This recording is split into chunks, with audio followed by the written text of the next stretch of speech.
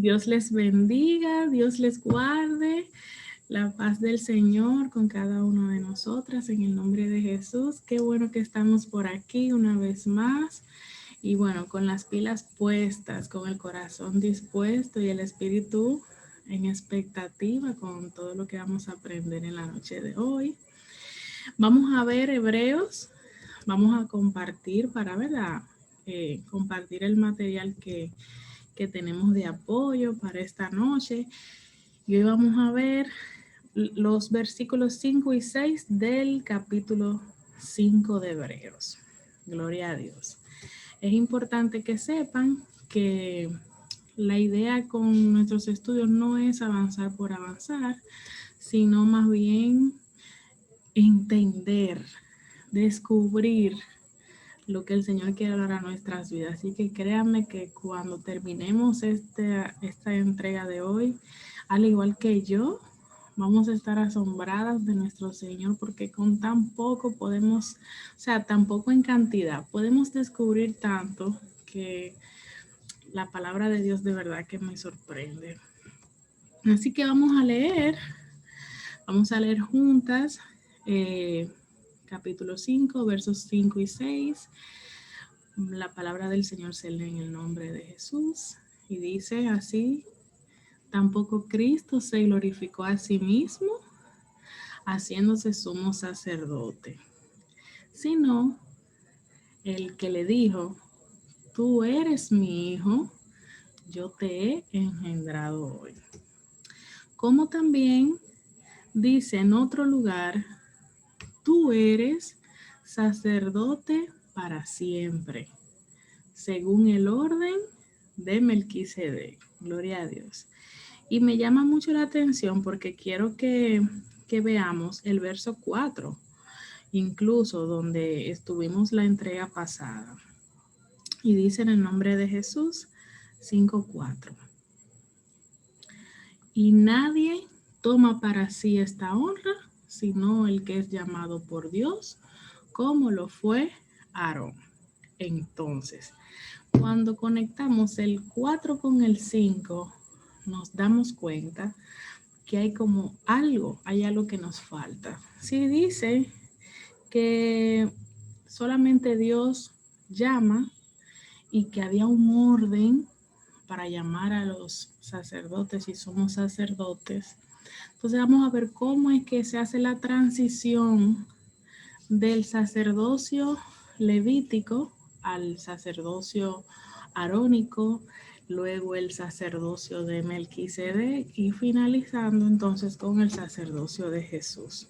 Eso quiere decir que antes de nosotras entrar a pasar a describir y compartir los versículos que tenemos para hoy, tenemos que ponernos como en un contexto.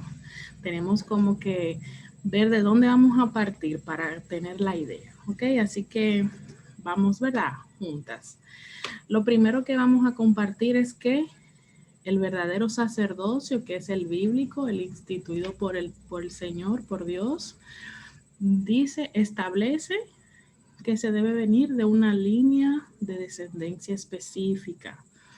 Así que se llamó, en este caso, ¿verdad?, a Jacob, nieto de Abraham, de quien todas las naciones de la tierra iban a ser bendecidas, pero también era de donde iba a salir el Mesías. Y entonces Jacob, este nieto de Abraham, pues se le cambia el nombre por Israel y él tiene descendencia.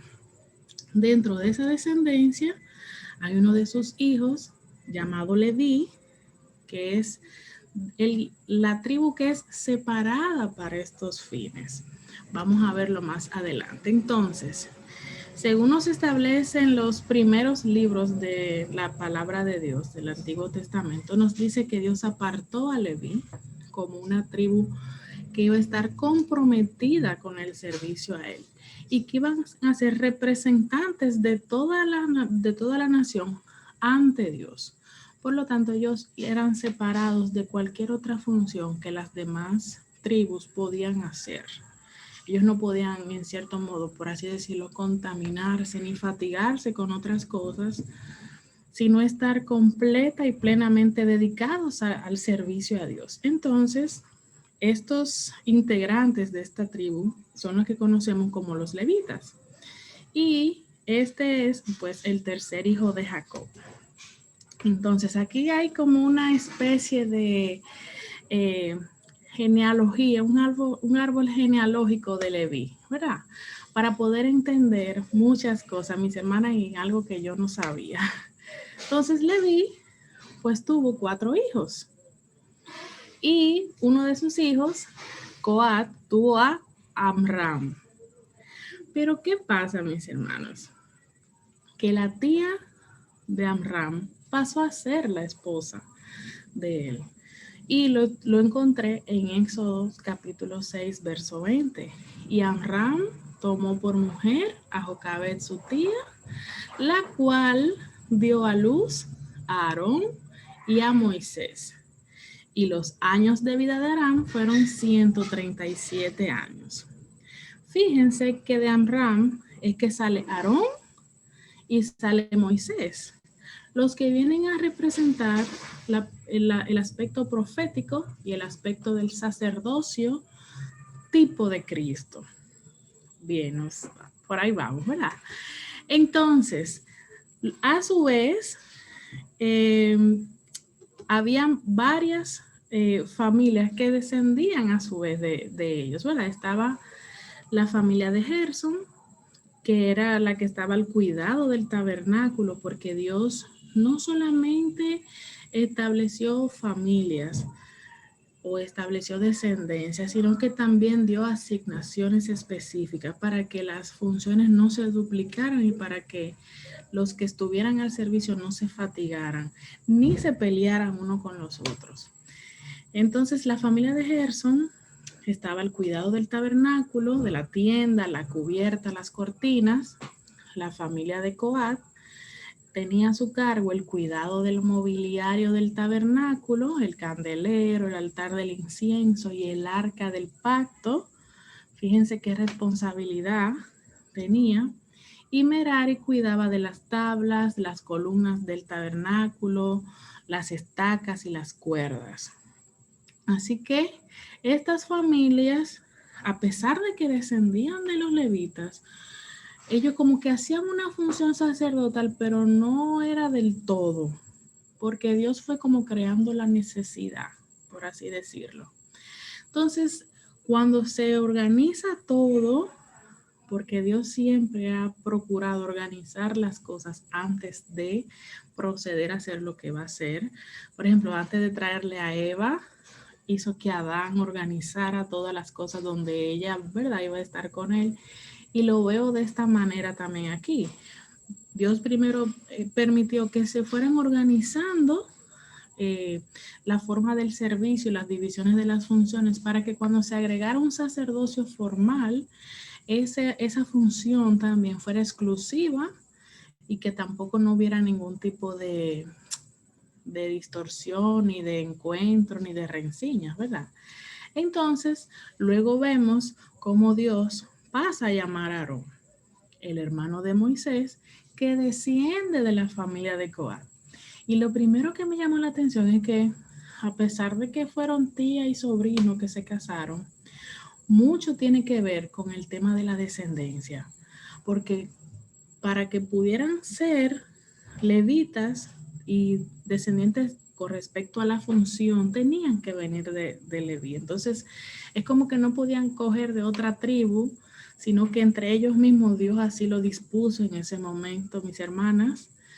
Entonces, ellos se unieron y tuvieron estos hijos. Entonces, vemos cómo ya aparte de los levitas, que descienden de Coat, de Gerson y de Merari, entonces ahora se agrega unas responsabilidades más específicas a estos sacerdotes y sumos sacerdotes que son llamados conforme al orden de Aarón.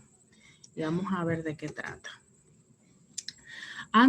Quiero mostrarles que aún ellos dentro de la tienda, ¿verdad? Dentro del tabernáculo, por así decirlo, ellos dentro del templo, ellos tenían incluso sus espacios específicos. Moisés era el que representaba la parte profética delante del pueblo. Los sacerdotes representaban al pueblo delante de Dios y los levitas representaban al pueblo delante de los sacerdotes.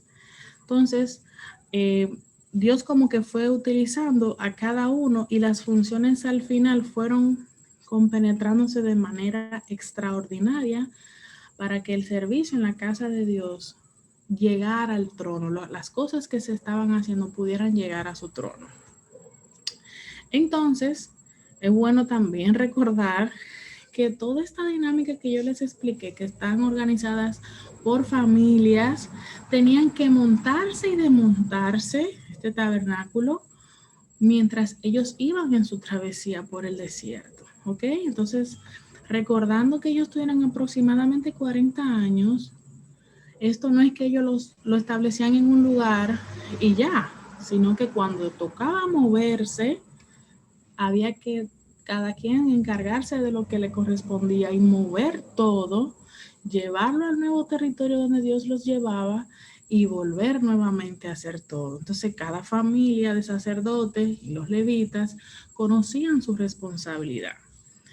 Y las divisiones de las tareas, como les decía ahorita, evitaba que dos estuvieran haciendo lo mismo, que se estuvieran fatigando o cansando uno con otro, y para también evitar rivalidades, peleas y contiendas entre ellos.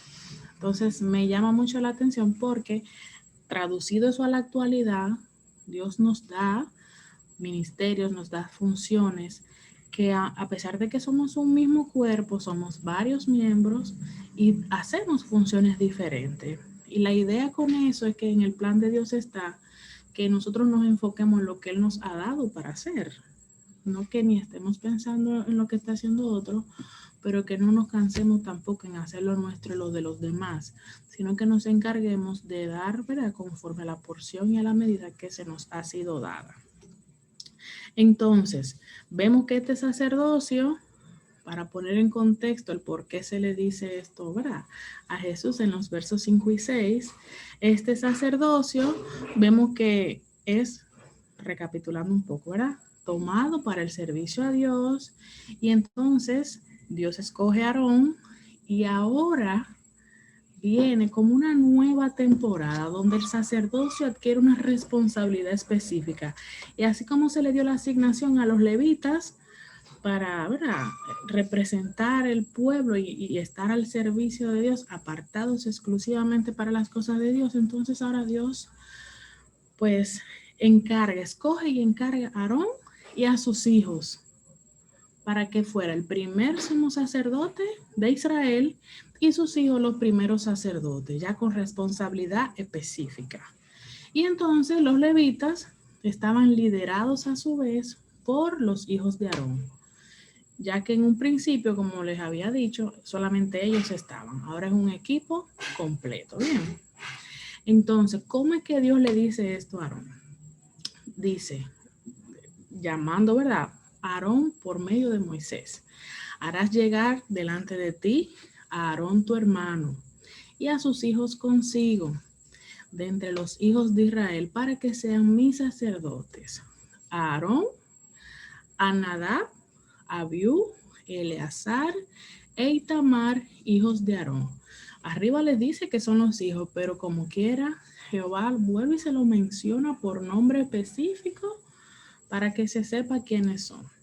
Y ahí es donde empieza este sacerdocio ya de manera, vamos a decirlo así, formalizado con lo que tiene que ver con Aarón. Entonces, ellos se formaron como sumo sacerdote Aarón, sacerdote sus hijos, y ellos podían servir en el tabernáculo y ofrecer los sacrificios a Dios.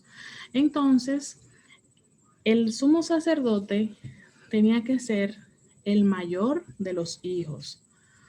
Pero, ¿qué pasó? Que es una de las cosas que vamos a investigar al final, es que hubieron dos de sus hijos que de acuerdo a las situaciones que le ocurrieron, pues fueron descalificados y de hecho se descalificó con la muerte de ambos.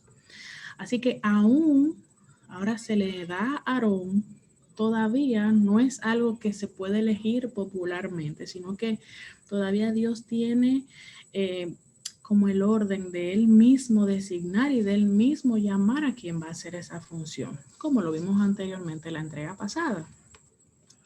Entonces, ¿qué pasó con los hijos de Aarón? Ay, ay, ay. Aquí están sus hijos. Los dos primeros, Nadab y Abiú, ellos ofrecieron fuego extraño delante del Señor. Y él los mató con fuego del cielo. Las escrituras en los 3 primeros versículos de Levítico 10 nos dice lo que ellos les pasó. Y al final me llama mucho la atención porque dice que Aarón guardó silencio. Aarón cayó porque ante lo que Dios estableció, y eso de por sí ya es un tema para hablar en otro momento muy interesante. Pero ¿qué pasó entonces? Porque se supone que si Dios llamó a Aarón y llamó a sus hijos, tenía que haber una continuidad en tema de generaciones, ¿verdad? Entonces, Eleazar vino a ser el segundo sumo sacerdote de Israel cuando sucedió a su padre después que murió. E Itamar, pues era el tesorero de las ofrendas para el tabernáculo y también era supervisor sobre algunos de los hijos de Leví. Y aparte de eso, este Itamar fue quien fundó la familia sacerdotal a la cual pertenecía entonces Elí y sus descendientes, donde ya se continuó más adelante la historia, para que ustedes vean de dónde va Dios como organizando todas las cosas y asignando a quién le correspondía qué cosa. Y también dando a demostrar cuáles eran quitados cuando no estaban conforme al orden de Dios. Entonces, ahora con eso en mente, vamos a ver cómo es que este escritor de los Hebreos nos dice que así tampoco Cristo, o sea, así como vemos que ni sucedió con la familia de Leví, pero ni tampoco con la descendencia de Aarón, ellos no podían glorificarse a sí mismos conforme a las funciones que ellos hacían, tampoco Cristo se glorificó a sí mismo haciéndose sumo sacerdote, sino el que le dijo, tú eres mi hijo, yo te he engendrado hoy. Entonces ahora sí, entramos de lleno a este tema. ¿Qué quiere decir esto? Que Jesús no se hizo el mismo sumo sacerdote, sino que así como Dios en el Antiguo Testamento asignaba y designaba, entonces Dios mismo lo designó. Y para eso hay 2 porciones bíblicas que nos establecen cómo lo hizo.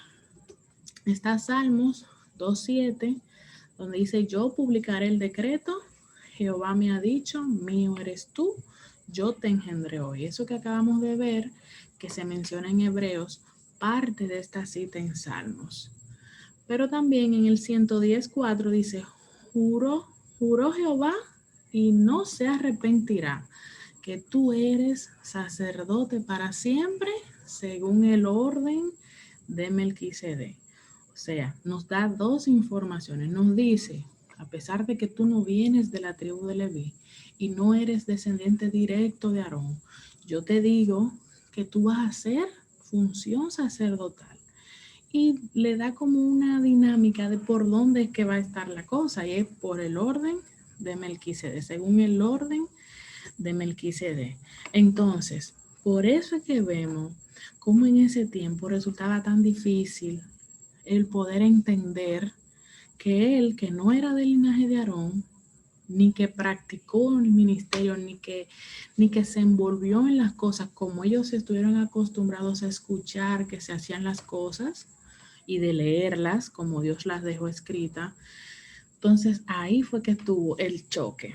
Y es que él, refiriéndose a Jesús, confrontó la estructura religiosa que había, porque vino a ser instaurada con el fin de presentar a Cristo, o sea, era un tipo de Cristo, pero una vez llega Cristo, entonces ahora la estructura se ve confrontada porque el sumo sacerdote por el cual se hizo todas las cosas ya estaba enfrente de ellos y ellos por asuntos de religiosidad no lo vieron.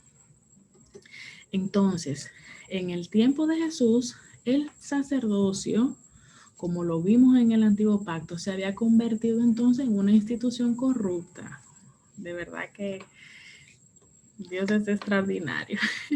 Se convirtió, no era lo que nosotros pudiéramos leer en un principio, sino que se le agregaron intrigas, se le agregaron luchas de poder, se le agregó aspectos políticos, y es por esto que yo luego entiendo que cuando ocurre todo lo de la resurrección de Jesús, vienen los guardias donde ellos, y todos esos religiosos que estaban ahí, ellos se atreven incluso a darle dinero para que ellos cambien la historia y digan otra cosa. O sea, ahora yo puedo como entender toda la intriga que se manejaba, de que ellos ya no estaban conectados con su función como, ¿verdad? Como la original, sino que ya estaban de manera corrupta y religiosa y para nada esperando a ese sacerdote, ese sumo sacerdote que iba a venir.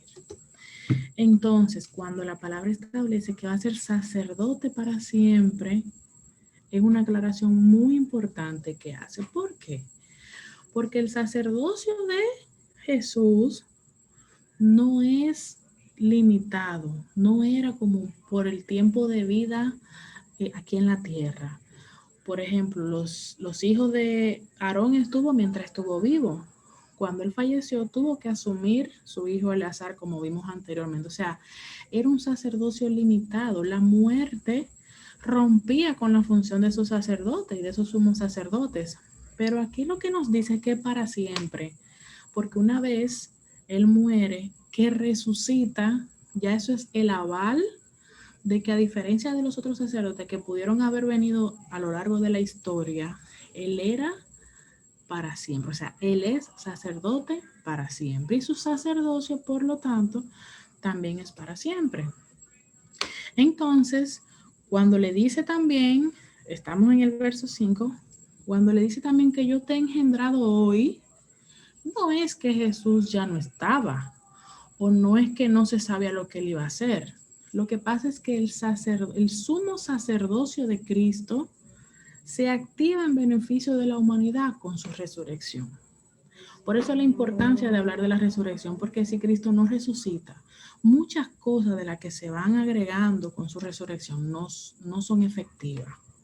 Cuando él hace mención en el Salmo de que lo engendraba hoy, es que en el momento que él resucitó, él pasó a ser el sumo sacerdote, el único mediador entre el pueblo y Dios. Y no solamente eso, que por el cual el pueblo y el mundo podía recibir salvación. Entonces ya en Cristo se había perfeccionado la función sumo sacerdotal.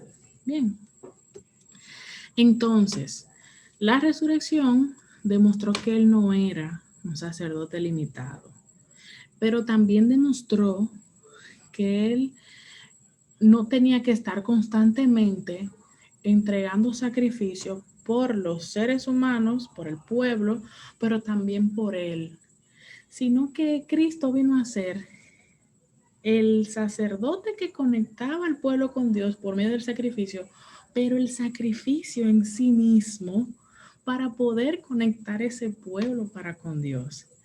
Entonces, Él se hizo pecado por nosotros, pero también viene a ser el puente que nos conecta. Es como, Padre, aquí te conecto a tus hijos, pero yo me doy a mí mismo para que ese puente pueda ser efectivo y eficaz. Gloria a Jesús. Entonces, dice en el verso 10, como también, o sea, ya no le está diciendo que él viene a ser sacerdote porque yo te he engendrado hoy, ni porque tu sacerdocio va a ser para siempre. No, también le dice que hay otro lugar donde dice que tú vas a ser sacerdote para siempre según el orden de Melquisedec. Entonces aquí no agrega otra información muy importante. Cabe destacar que el concepto de Melquisedec y de su sacerdocio y de cómo tiene que ver con Cristo lo vamos a ver en el capítulo 7, pero él va trayendo, fíjense que desde el capítulo 2, el autor de los Hebreos va trayendo a Melquisedec. Mencionó a Melquisedec en el 2, menciona a Melquisedec en el 5 y es en el 7 donde él lo desglosa de manera extraordinaria. Entonces, ¿qué no puede quedar bajo ninguna duda con respecto de la función sacerdotal de Cristo? Que él fue llamado y hay cita bíblica, o sea, hay evidencia bíblica que Dios mismo lo llama según el orden de Melquisedec. Y también es importante resaltar que se hace necesario que se cumpla la primera dinámica de los levitas y se cumpliera el orden de Aarón para que se supiera, y de hecho la parte también de Melquisedec, para que se supiera que si bien es cierto que uno iba siendo mejorado, el de Aarón iba siendo más específico que los levitas, Melquisedec vino a ser más completo, ¿verdad? Aún con todo no estaba perfecto, sino que en Jesús fue que se perfeccionó todo. ¿Y cuáles son sus funciones? Él es abogado y es intercesor, pero es mediador, porque él también fue el sacrificio vivo que se dio a sí mismo por el pueblo, por el mundo. Y dentro de sus cualidades, que no hay ninguno que ha podido hacer eso, y eso es lo que lo hace perfecto y extraordinario a nuestro Señor, es que Él es el sacerdote que oficia el sacrificio, pero es a su vez el sacrificio que se da al Padre para que sea recibido como compensa, como remuneración, como entrega por los pecados. O sea, Él se hizo injusto, se hizo vil, se hizo maldición para que pudiera ser el único sacrificio que se podía aceptar de una vez y para siempre. Gloria a Jesús. Entonces, con esto, ahora entendemos que, ¿qué entendemos de todo esto? Que una de las cosas que Dios ha venido tratando con la humanidad a lo largo de toda la historia es que antes de Cristo todas las cosas se hacían, pero no eran para nada perfectas. Y cuando me refiero a perfectas, no es solo en el plano natural, sino más bien en el plano eterno. Entonces es importante que nosotros sepamos eso. Si bien es cierto que la muerte es una de las consecuencias del pecado, la muerte fue vencida en la cruz. Y aunque nosotros tenemos aún esa consecuencia natural, en lo espiritual no hay muerte, porque Cristo se hizo muerte por nosotros. Gloria a Dios. Entonces, para poder cerrar esta parte, ¿verdad? En la próxima dinámica que tenemos, vamos a ver la última parte de esto, que la vamos a ver del 7 al 10. Y para eso, bueno, entonces que usted tenga un estudio un poco más, un acercamiento, ¿verdad? A cómo fue Leví llamado y cómo sus hijos fueron llamados. A cómo fue llamado Aarón, todas esas citas bíblicas que vieron, ¿verdad? Que les fuimos compartiendo, y sus hijos, y toda esa dinámica sacerdotal y de servicio y de separación y de santidad a Dios. Y entonces ir conociendo, si no lo ha buscado aún, qué implica el sacerdocio de Melquisedec, porque déjenme decirle que Melquisedec fue antes de Leví y antes de Aarón, pero vino a estar más adelantado con respecto a la revelación que Leví y que Aarón.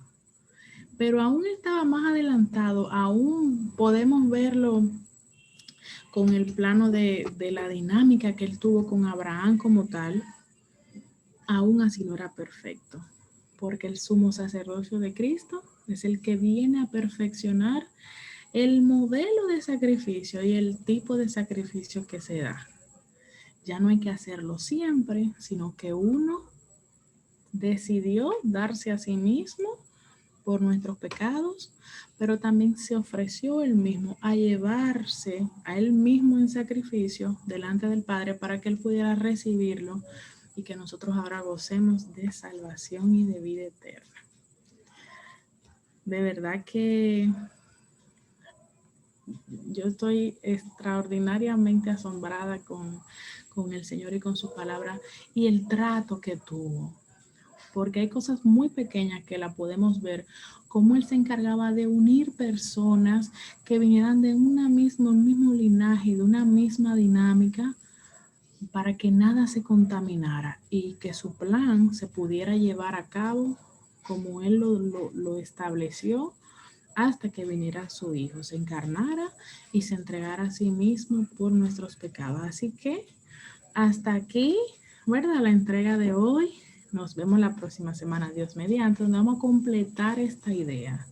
¿Para qué ha sido necesario todo esto? Porque es que el autor quiere mostrar por evidencia bíblica que sí, que Cristo es el gran sumo sacerdote y que una de sus funciones es la función sacerdotal. Así que nos vemos en una próxima. Dios les bendiga, Dios les guarde y cualquier pregunta, comentario, no duden en escribirnos y no duden en compartir esto con otros porque posiblemente muchos de nosotros habíamos leído hebreo, pero el Señor tiene la misericordia y la bondad de que cuando volvemos nuevamente a su palabra, Él nos muestra cosas que en un momento no vimos y nosotros somos los que salimos beneficiados. Así que Dios le bendiga, Dios le guarde y hasta una próxima.